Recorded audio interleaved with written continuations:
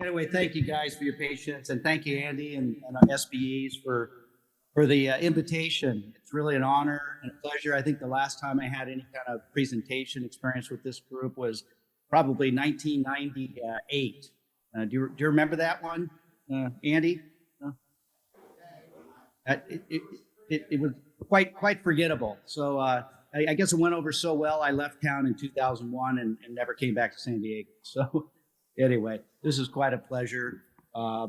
Wine. When Andy said, "Hey, let's talk about wine," I said, "Well, what about wine? I mean, that's pretty juicy subject, so to speak." But he said, "I'm going to just leave it open and let you set your own agenda." So I had a couple glasses of wine and over a few days, and this is what I came up with. So we'll start with kind of a worldly view, of grapes very briefly, and kind of zero back in to closer to home, California, what's going on here in the States. Then we'll get into some fun discussions and photographs that'll bring back good memories on the SBEs making wine back in the mid-90s. Then I'll shift into, what is quality wine? We know what quality beer is and quality beer making processes are, but what does that mean in the wine world? And then shifting into winemaking options. You don't need just grapes, grape juice to make wine. You can make wine out of a number of things, and we'll cover some quality processes. And then a summary and a Q&A and some resource recommendations at the end. And feel free to ask some questions as I go along.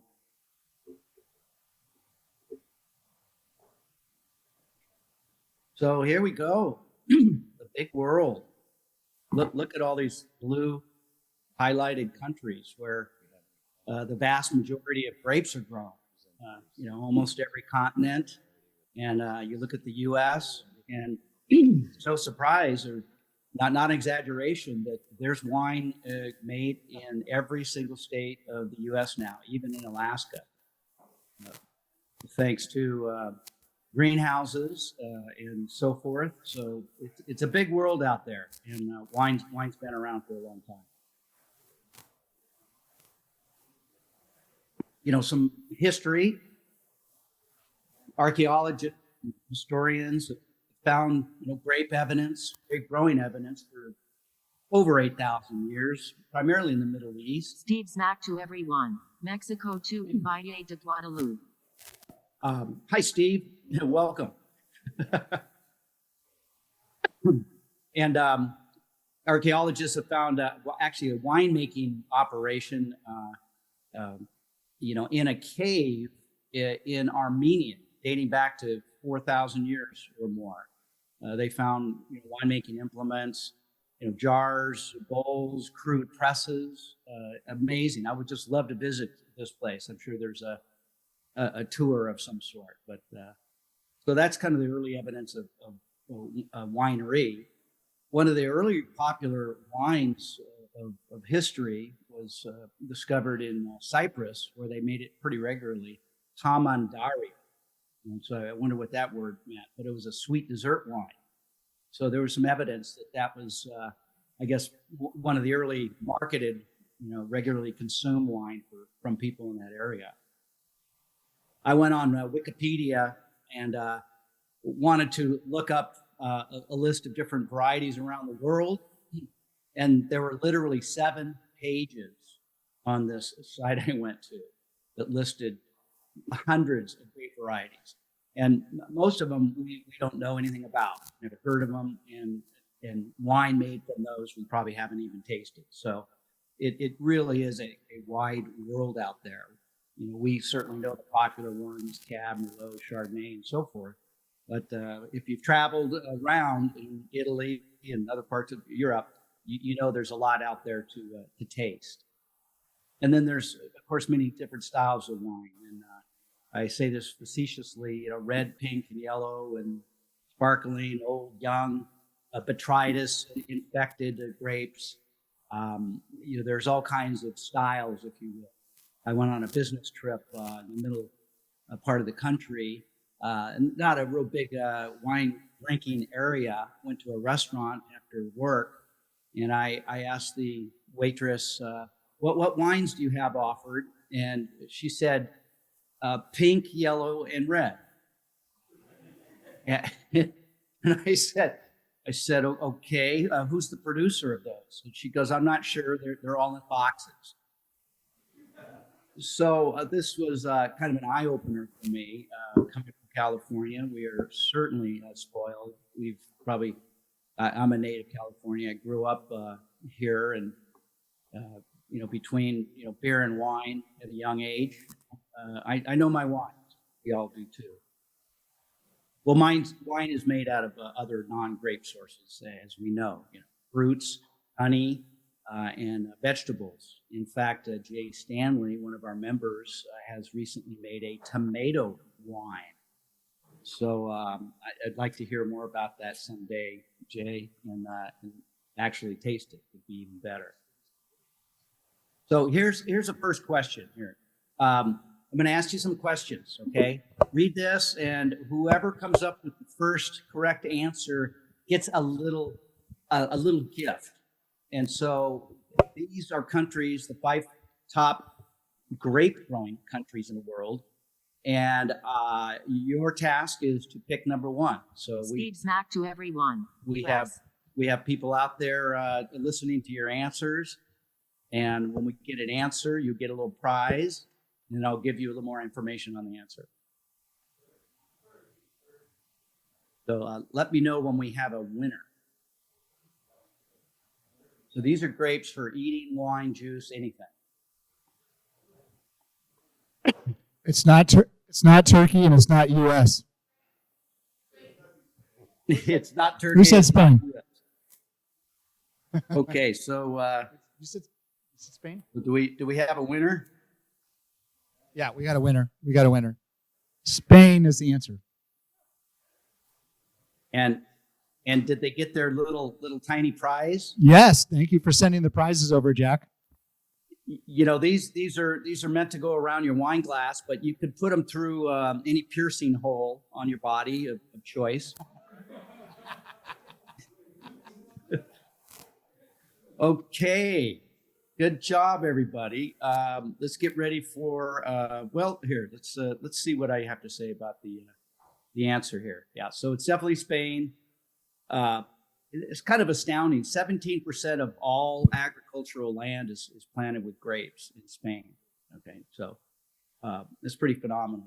No wonder they're top producer. Now, in the world, if you look at the bottom, grape distribution goes into 71% goes into wine, 27% goes into fresh fruit, and 2% goes into dried fruit. So that's pretty consistent, within various countries. There's some variation, but it's certainly consistent in the U.S. from the research I made. All right, we have question number 2 coming up. Here we go, I think.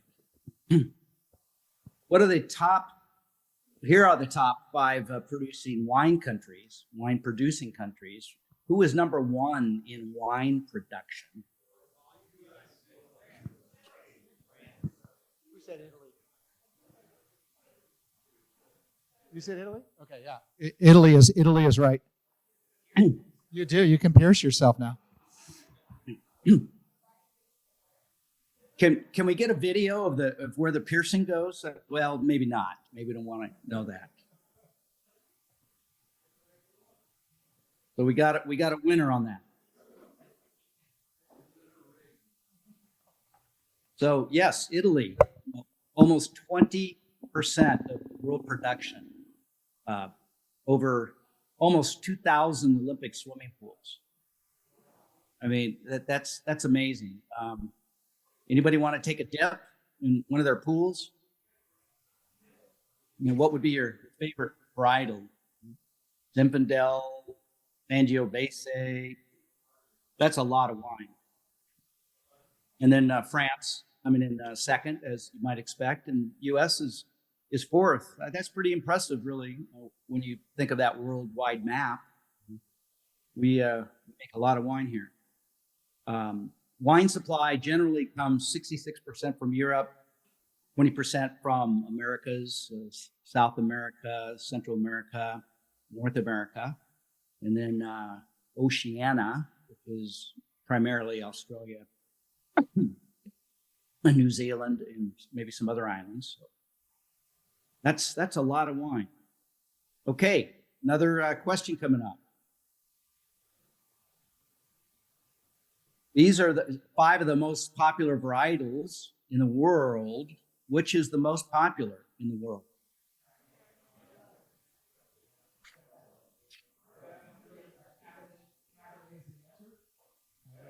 Steve Smack to me, Chardonnay. And the answer is Cabernet Sauvignon. And we have a winner. We got a winner.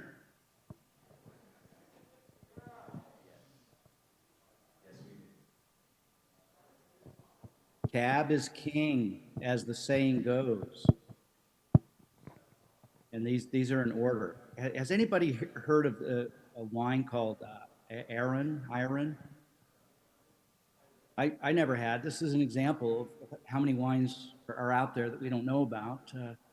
But this is 3rd in the world, popular white wine. And then some of the others.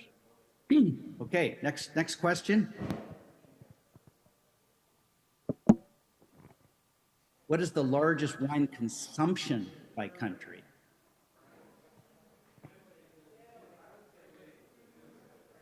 It's not Germany, France, or Italy.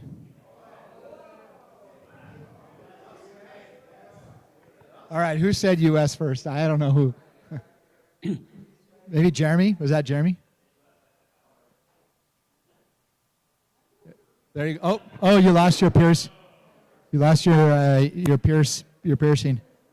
All right, we have a winner. Jeremy got that. The answer is U.S. We consume a lot of wine here. We do. You know, I'm kind of curious as a raise of hands. Who in the audience here drinks wine in addition to beer? I guess that answers your question. Yeah. I think it was everybody, right? Yeah. Not just barley wine. You know, real wine. What's kind of interesting is,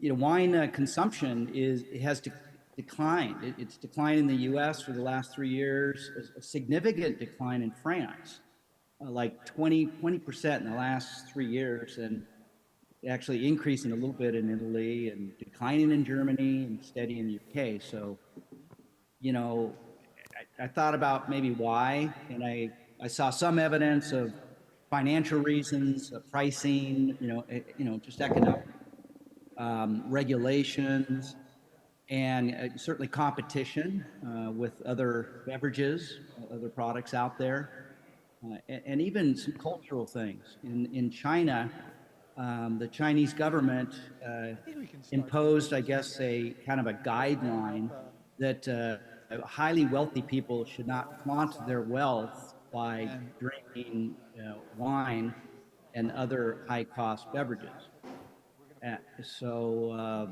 Interesting to say, why are these declines occurring? It's not affecting my drinking. That's for sure. Question 5. These are 3 of the top states that drink wine in the U.S., but pick the correct order. Right? Who is 1? Who's 2? Who's 3?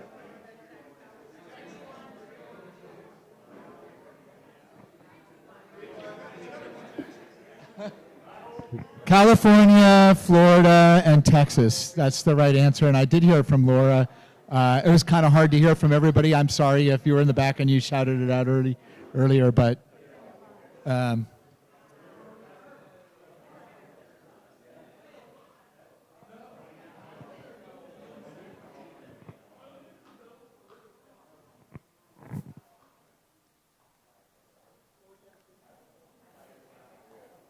So, I mean, 155 million gallons. And that's a lot. How many swimming pools is that? Gee whiz. we're doing our part. You know, we're very fortunate here in California. You know, great variety, quality, you know, of the wines and the juice. Obviously, close to home, right? Fresh is best, and great availability of you know U.S. wines as well as international wines, and great price range. So we there's no wonder you know that we're up there. And Texas is a big lover of wines for sure. And Steve Zemak says he's doing a lot of design work for wineries and other folks down in Texas these days in the wine business. Good for you. All right, final question. Most popular wine varietals consumed by California. Okay, mhm. These are kind of in the five, but what is the top one? Says Chardonnay. Hey Stanley to everyone. I heard Chardonnay over here. He's not to me. Chardonnay is the answer. Well, Steve, congratulations. I heard you via you know online audio, and somebody there. So yes, He's Chardonnay. not to me. Look at how I think close they this beat is. me. Chardonnay by just you know a percentage.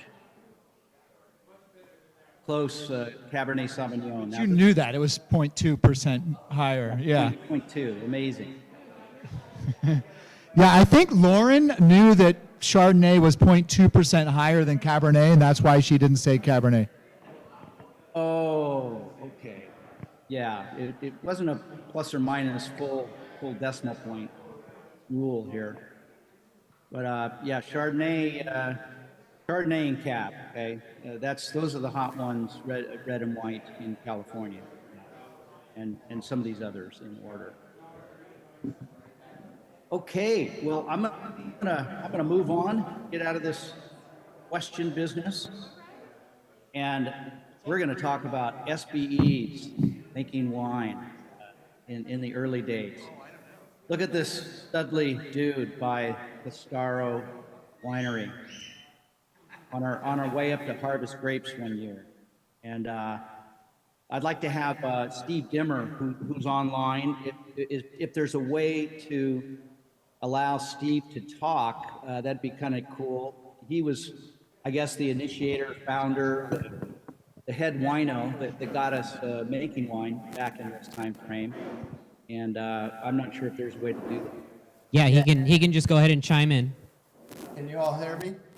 Yes. Well, I could hear you, Steve. All right, so you know Washington State has some wonderful big red cabs too, but you know since you know and a lot of other great wines. But so I was one of the co-founders of SBE way back when. Andy can tell you the whole story. I'm sure you know. And you know around the mid '90s, actually early '90s, '94, I propositioned the group that, hey, you know, we make wine, we make beer, why don't we try to make wine? So at that time, I was courting my wife, who now, you know, we've got many, many decades behind us, and our daughter's getting married this year. And go up to do the drive from San Diego back up to Paso Robles, back when you could do it on a weekend. And we discovered this wine that we really loved called Castoro Cellars. And I picked up the phone and I called the owner and I said, hey, I'm a co-founder of a homebrew club down in San Diego County. And, you know, we really do like making homebrew and we'd like to try making wine. And would you perhaps be interested in maybe selling us some grapes? And the guy started laughing at me. I thought, oh God, this guy thinks he's going to hang up, we're done. And he said, we have a saying around here, it takes a lot of beer to make wine. Yeah, of course, I'll sell you some grapes, come on up. So that's what we did. Andy and I jumped in his Toyota Tacoma pickup truck, or Toyota, it wasn't a Tacoma back then, but his Toyota truck, and we made a trip up to Paso Robles over a weekend, and we got stiffed the first time, and drove back, and waited for the second call, got it, and drove back up, and came back with about 1,200 pounds of grapes, and did the first round. And, you know, I need to include everybody here, so this is actually the Society of Barley Engineers first batch here. This label was done by Steve Zemek, and he got so inspired about doing this single label, he decided to make this a career. So, Steve, I think you have to say a couple words now. I know you've been off the camera, but this is it. This is the single label that started a career here. So, Steve, come on, talk to us, buddy. Well, I still do labels with watercolor. Still watercolor a lot of labels.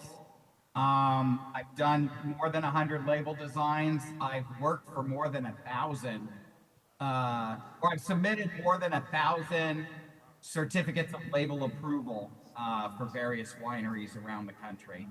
And the ironic thing is I'm a brewer, but I've never made a label for a brewery. Only one. Steve Zemek is one of our founders, as well as Steve Dimmer. You've heard from both of them, and Jack Ridley, of course, is one of our early members in the club. So it's great to hear from these folks. Hey, thank you, Steve, and thanks for kicking it off. Back in those years, here we got the harvest. Yes. Sorry. Yeah, Steve is. The question was, did Steve make the conjunction junction train that we have on our? Yes, he's the one who came up with that. Yeah, the shirt that we're all wearing right now, and we're all going to bring out to the festival for the 30th anniversary. He was basically the inspiration behind all of that. So, Yeah, and it did turn into a career for him. He's now an artist. That's what he does. He's a photographer. Actually, Andy, maybe you His should call it Zemek and Dimmer. Yeah, Yes, his shirt is in the mail. his shirt on at least. Not one of the old ones, but I got this one. Steve, Todd promises your shirt is in the mail. Like what strikes me funny about this is how much hair both of them have, and also the clothes they're wearing. White shirt, white pants, picking red grapes. I mean that's experience for you right there.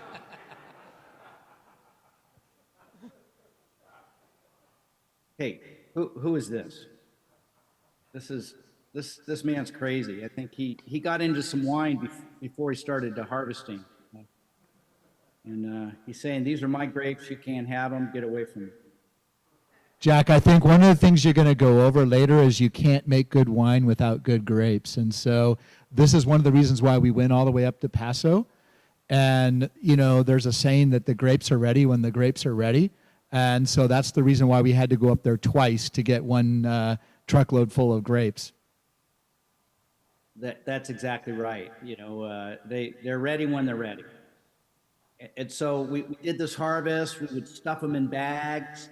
Haul them back to Steve Dimmer's place. He was so gracious and generous, letting us trash his property. These look like little cocoon sacks. Did you guys ever see that movie, Cocoon? I mean, I think this is where it came from, the inspiration. So these grapes would sit in here until we could round up the participants to do the crush.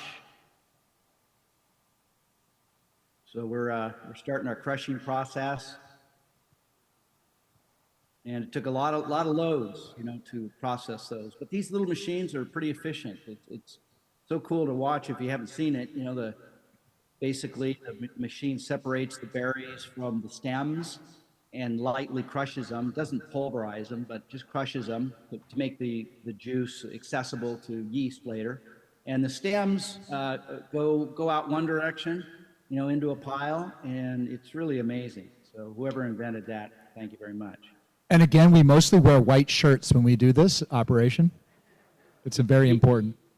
Yes, and that's a way to get rid of white shirts. I mean, who wears white shirts around formal, dress shirts? I don't think so.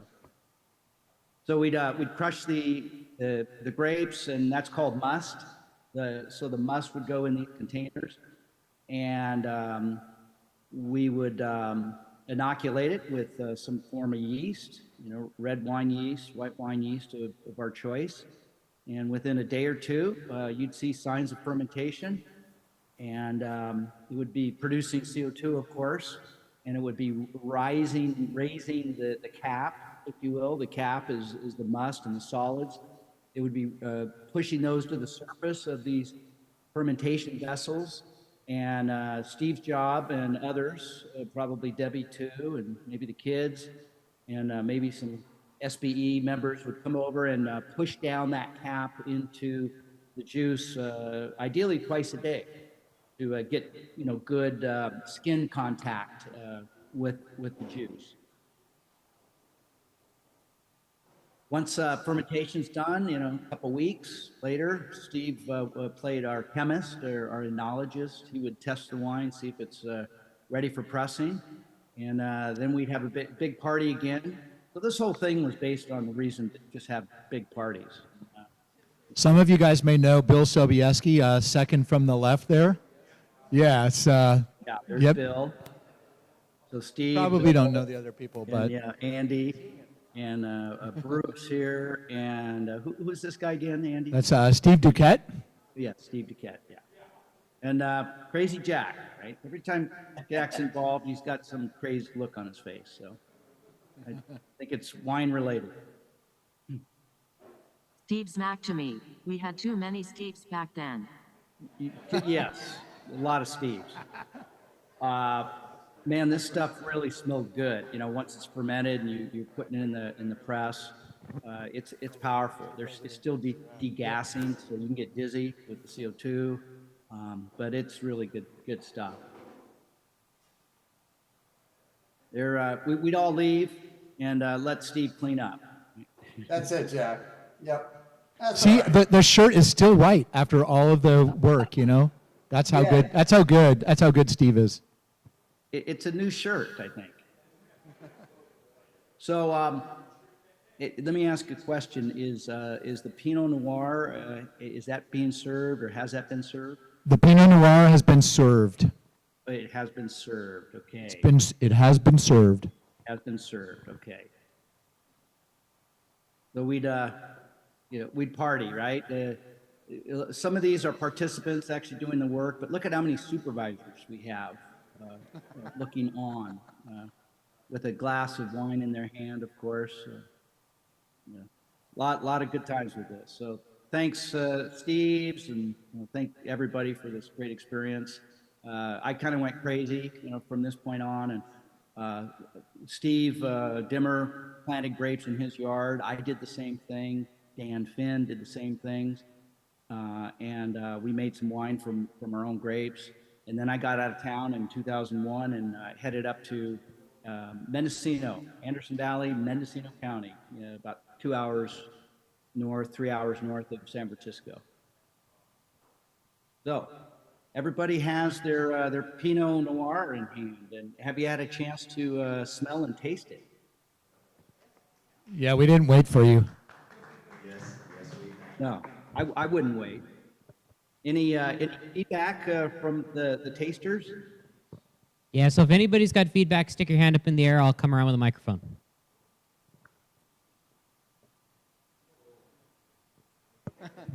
We have I think, more. I, We think have the, more. I think the If you only guys- feedback, Jack, is that people didn't get enough of it. Oh no, we have more. So we can keep passing this around. Well, Jack, that is it's great feedback. it's amazing. It's really good. All right, we got a question over here. Or feedback, sorry. So I'm looking at I saw the ABV at 14.2. That's a pretty high ABV for a Pinot. Anything you can say about that? It is. Pinots kind of range anywhere from 13.5 to 14.5 typically.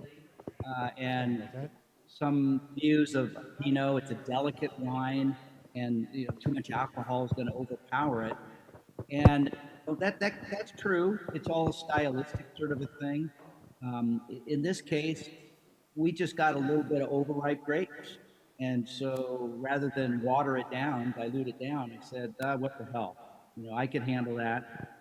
And in Anderson Valley, depending on the wine maker, style-wise, sometimes they have big, robust Pinots like this, where some of the fruit flavors come in, heavier and stronger than, a French-styled Burgundy or lighter style wine. So again, it's stylistic, and it's a matter of harvest specs and sugar and what you think you could tolerate. I kind of like the heavier style myself, so We have- I think we this is have my more. wine. Did it the way I wanted. I think there's still more going around. I don't know if that helps. Toucher to everyone. Will there be wine bottles at SCA chat? Oh my goodness, probably. That sounds outrageous. I think there should be. Okay, emergency shipment overnight to the festival. And you'll have to fight over the last 4 bottles that I own. So Eat snack to me. Wish I had some. it's so that you guys can make this wine. You could make good wine like this. You just got to pay attention. And so these were the specs, and I used 3 different kinds of barrel treatments and blended it all together. And this wine should hold up probably another 6 to 8 years if it's stored properly. Got enough acidity. Here's some photos. Here's it takes a lot of beer to make wine. So Hey, Jack, we got another comment on the web. Actually, we got 2 more. We'll get Jacques, and then we can get you, Stan. okay. Hey there, Jack. Nice job on the Pinot. I love the acidity on it. I think you hit it pretty well through the mid palate, and it's got a great finish. I think I like this wine a lot. Good job. Thank you very much. So I have a quick question. I noticed that the pH increased as it went along from 3.3 to 3.6. What causes the pH to increase? Yeah, that's a good question. It's partly a combination of things. The acidity does drop a little bit. You see that, okay? Malolactic fermentation has the effect of dropping the acidity. And then over time, just through sedimentation and other factors of aging, the acidity will drop. And so that contributes a little bit to that higher pH. And then there could be some effects with barrel influences. SO2 levels also certainly affect pH. So this was tested right after I added a parts per million SO2 of about 35, really on the low side. So it could have an effect there chemically.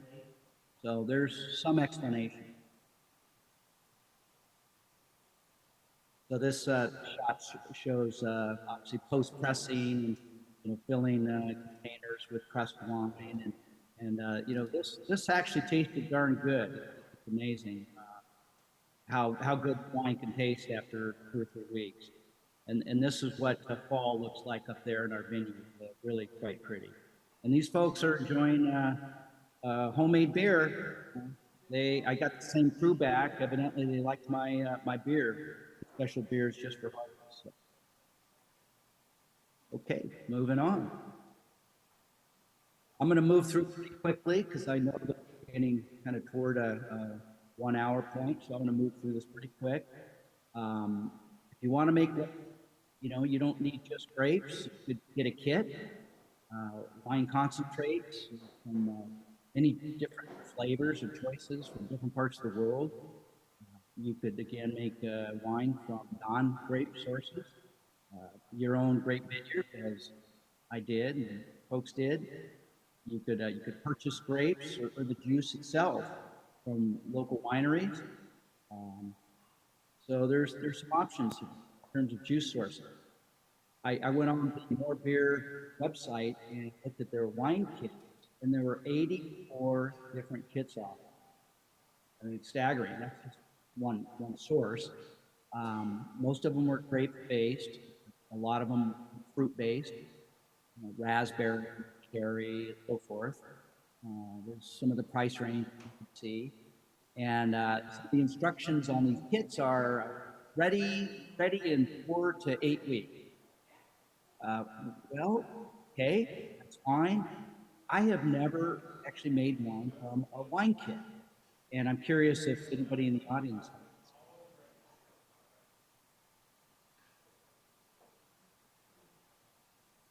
Does anybody have any experience with wine kits? Anybody want to say anything about their experience with wine kits? Okay, that's what I should have asked. Jack, we do have a comment here from Louis. Oh, sure. I've only done it one time. It was given to me as a gift. I got one of those concentrates, and I accidentally over diluted. So that was my first mistake. And then as part of the process, I was reading, you want to like degas it. So I'm just like ripping this carboy every few days, just with one of those drill attached stirrs. And not adding any sulfates along the way. So I think I introduced a crap load of oxygen to it. And at the end of the day, it tastes like crap. It wasn't very good. Well, there you go. You went through the experience and you learned a lot. Now, would you do it Speaks again? back to me. I know some commercial wineries that use them. None are in California. Yeah. So some of the choices, just a few of them, the grape-based, we have Sauvignon from California and Chardonnay, and sources from Chile and Australia, and of course France. There's really, out of those 2 or 4 offerings, you've got to find something. And then on the fruit-based, blackberry, tropical fruit, and I saw one blue Hawaiian twisted. What is that? Tequila sun. This is a kit. Does it come with tequila? So something to consider. I'm not in the wine kit at all. I just don't have the experience, and it's easy, it's quick, and it's affordable. If you're going to consider that, do some research, ask around some recommendations used. I would imagine an assumption that kits, from California, Washington processed fruit, might be fresher than something coming from Turkey or who knows where. If you're going to pick something to make, and this is true of grapes or any kind of wine, if you're going to make wine, folks, you got to decide on what varietal. And if you're doing this with a special partner, you should do something she or he likes. Okay, it's a fun together project. So again, here's some of the price ranges and some of the starter kits for $100, and they're buckets and hoses and funnels, and we all have stuff, so we don't need to buy a kit.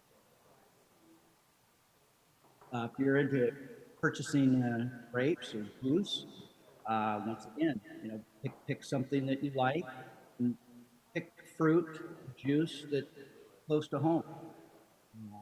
There's more and more wineries in Southern California, I hear, and they get fruit. And sometimes there's fruit coming from Ramona, other warmer areas, or be surprised right around the corner in your neighborhood.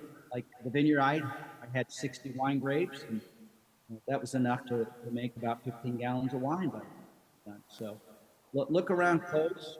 So the key is freshness and quality of the fruit. You cannot make fine wine with inferior grapes. So if somebody offers you 3 grapes in the middle of October or November, good luck, because they're not going to meet the specs and it's not going to be quality. But check it out and do your specs and your measurement. There is also a saying that fine wine is largely made in the vineyard by the grower. A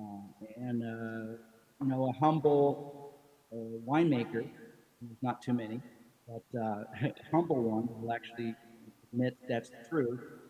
You got to have good fruit, and it's that winemaker's job to process it properly and not screw it up.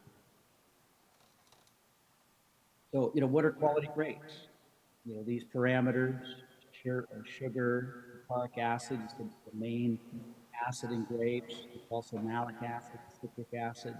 Tartaric is 50 to 60% of the total acid component, and that's what has the biggest influence on wine. And then pH. So these are the parameters to pay attention to. As grapes develop, they change, of course, and there's measurements made before and during the process. Here's a chart that shows what happens over time in the vineyard as grapes mature. Sugar goes up, acid goes down. And there's a certain point where you want to hit the sweet spot, which could be 0.75 acid content, 22 bricks might be ideal for a white wine. And there's some ranges here. You don't have to be stuck on just those two numbers. You get in this range and you're close enough, and you got bad weather coming, and you have to make a decision to pick, deal with it, then you make adjustments in the winery in terms of acid and pH. In our country, we are not allowed to add sugar, but there's ways around that. Wineries can add sugar concentrates. They can add a high sugar wine. They cannot add sugar in this country. That's different in Europe or in France, where they can add sugar. Many times they have to, just because of the growing season is shorter. They don't reach the maturity in their targets like we do in California. So again, see these ranges? These are kind of up. There's some forgiveness here. Again, once you get these specs, you make the right adjustments. The adjustments to be made in each of these parameters are out in books and protocols. Tell you exactly how many grams of such and such gallon of wine to add TA to a certain level. There's good guidance in that fashion. So, what do quality grapes look like? These are my grapes, Chardonnay, Mendocino County, our vineyard. And, these are beautiful grapes. They're consistent looking. They're ripe. They're not beat up by birds, too much sunburn. And right in here, you can see it. There's a little bit of sunburn. A little bit is fine. If the majority of the grapes like this, in good shape. Of course, we've measured the specs, the chemistry specs on these, and we've tasted these too. That's very important to know, when you're hitting your perfect harvest point. Here's some of our red grapes, getting real close, so you can kind of see some drying and some puckering here. Not a problem. We're actually concentrating some of the flavors and the juice in these berries. This is not a problem. This is okay. Quality grape cluster. Now, would you eat these? No, we would not pick for grape harvesting and winemaking purposes. There's a number of things on here. This is an effect result of mildew, and you can see some of these berries here kind of sparse, not really filled in. So that's going on in spring. This is again some more mold problems, dry out. We have these two berries on what's supposed to be a red grape. So for various reasons, weather or whatever, you can have problems like this. And if there's too many problems, you lose your whole crop. So I'm going to run through real quick. I think we got a pretty good idea of the basic steps from the pictures, but acquire good quality grapes is key, paramount. About 70 pounds of grapes will make 5 gallons of finished wine from a planning standpoint. Crush those grapes as soon as possible, avoid heat, bug contamination, natural wild yeast and bacteria can take over really quickly. So you measure these parameters, you adjust, you add a little bit of sulfite to knock down some wild yeast and bacteria if you're going to be inoculating with a selected yeast. Some winemakers use natural yeast, and by the way, this Pinot was all natural yeast. I did not add any yeast other than it was on the grapes, so we got away with it. It was good temperature management, good nutrition management that made that happen. Add nutrients typically to some level. Commercial wineries will test the amount of nitrogens naturally in the grape juice, and those are needed for solid performance of fermentation to finish the wine properly. And if those are too low, then you add some of these products that are designed specifically for wine. I always add a nutrient to my beer batches, for the same reason, zinc and minerals and nitrogen sources for good yeast performance. Again, the yeast, or excuse me, a little bit of, you add the yeast to the must, gently push it down, probably within a day or two, you're going to see some fermentation, and then you start punching that cap down. Now we're talking about red wine here, so we're trying to get colors, anthocyanins, flavor compounds out of those skins into the juice. It makes all the difference in the world, of course. You ferment to about 75%, and then you press, as you saw in earlier pictures. Let that settle out. Solids drop out. You want to rack as clean as you can to barrel for aging.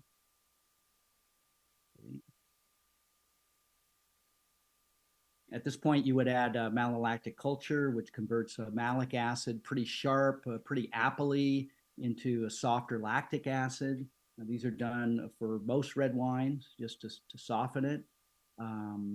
Maintain this temperature, 65, 75, or anything lower than 60, you start to shut down that secondary fermentation with the ml. So complete your fermentation below zero, and there's a special hydrometer that has the sensitivity to detect, below 1.0. So you need that special tool. Rack it to a barrel or carboys, add some oak, and different forms of oak, as you know. So, pick your sources and the form, depending on what your goals are.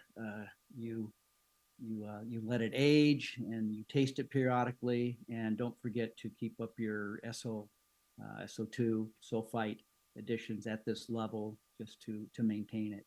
A lot of people get concerned about sulfite in wines, and there's certainly sensitivities and allergies that people experience, but it's from what I've read, it's less than 3% of the total population. And those people just need to be careful. They could drink organic wines, non-sulfited wines, and do fine. And then bottle and age. And again, taste periodically, not too early. Put some away. So that's it on the red wine. Pretty much the same process with whites. I won't go through every step, but the big difference is, notice this: you're crushing and then you're pressing the must right away. You typically don't let the white wine juice sit on the skins. You'll be extracting bitterness, harshness, maybe stripping out color and flavor compounds and so forth. So you press that and basically go through the same processes with white wine. Of course, it doesn't take as long to age. White wine should be drank young and fresh and vibrant, depending on the final parameters of the wine, the alcohol and the acids and so forth. So, there are certainly some wines that could hold up in suitable conditions for decades, but most white wines should be drank right away. This just kind of shows you a little timeline. I won't go through it. It's the same steps, but what happens from, day one, through month 6. So a summary quickly is explore, the vast world of wines. Again, when you go into different countries, find out what wines they make that are unique to that area and region. There's places in Italy I went to where there was one type of wine made within a 50-mile square area only, and that's the only place it grows in a special area of Italy. So that's fun, and of course worldwide. Consider a wine kit. Give it a shot. Follow the instructions. Don't dilute it from the start, like we've heard. Pay attention. Follow the instructions. If the group wants to make wine, this group, a core group, and now's the time to be thinking about it and talking about it. And sourcing, your grapes or your juice, don't wait. This is certainly the time where commercially growers are establishing their contracts and agreements with winemakers. Get on it. If I was down there, I'd head it out. Read up. There's a lot of information on winemaking, and tap into organization. And if you have any questions, call Steve Gimmer at any time, day or night. They'll answer any questions you have. Resources, lots of different books. Thanks, Jack. That I've used here, but it depends on what's coming. More books, more book choices. More book choices. And these are pretty cheap. So, these are just used sale prices. There's laboratories in the San Diego area, several. White Lab, and a place called Metric, Symbio. These folks do analysis on wine juice, and on White Labs, you can have the basic parameters measured and tested for $70. So that's very reasonable. You don't need all the equipment yourself. pH meter, certainly a hydrometer, and a titration is not difficult. And then the San Diego Vintners Association, definitely contact them for these sorts of offerings. And there's, of course, one in Temecula, probably offers the same thing. Lots of YouTube winemaking videos. Kind of fun to watch those. These sources support your local brew shops. They have a lot of different wine choices, and White Labs, and so forth. You can go direct to wine producers and distributors in California and elsewhere if you choose. If you need a lot of yeast, that might be the way to go. Stay even for oak products in California, but your local home brew and wine shops should meet your needs. Thank you all very much. Quite an honor. I really appreciate it. Glad you enjoyed the wine. Cheers to all of you.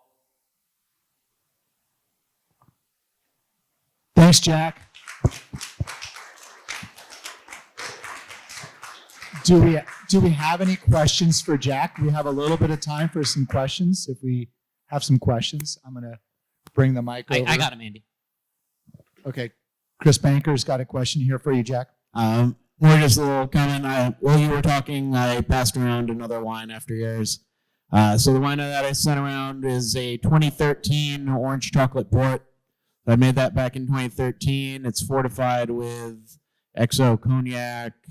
It's actually still in the original fermenter. I've been filling a couple of bottles a year for the Del Mar competition and winning a silver every year. So that's my token entry to get into the wine competition exhibitors tasting and to win a medal. So I filled up a growler of it today and brought it out to share. Oh my God, thank you so much for doing that. I wish I was there. Maybe I'll get a taste someday. Yeah, I had a question. You have listed all those books, and there was quite a lot of them. Is there one in particular, if you're going to read the first time, is there one book in particular you recommend? Yes. We'll go back here, kind of to the start here. If you're interested in growing grapes and making wine, this is a good one, okay? If you're not interested in growing grapes, you don't need that. There's this one here. Let's see. This is a good overview. This covers good subject. This is a little techie, not really that helpful.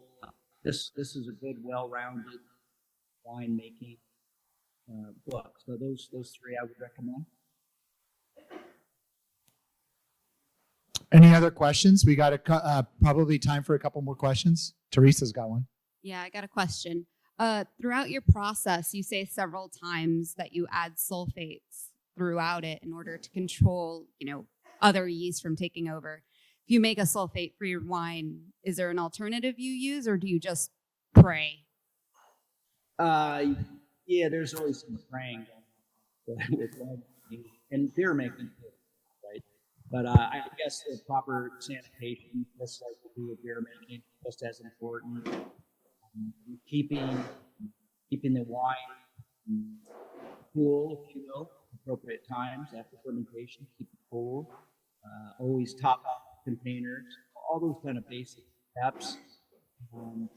Making sure your chemistry, if your pH goes up too high, beyond the range, I provided, you're going to be more susceptible to bacterial contamination.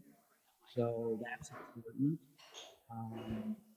So if you're going to do a non-sulfited wine, I would go a little bit higher on the alcohol content than you might otherwise do, and go with perhaps a higher acidity. All those kinds of things will protect you and give you some length of time and longevity. And the wine will come up for sure.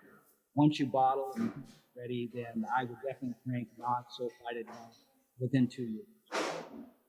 Again, keep them cool. Steve snack to everyone. Jeff, which wineries buy your grapes? So did I answer your question helpfully? Last question. We have. We can take one more question. That's it. Anybody have a last question? Okay, we don't. So let's all give a big round of applause for Jack. Thanks so much. Thank you very much, guys. Thanks for your patience.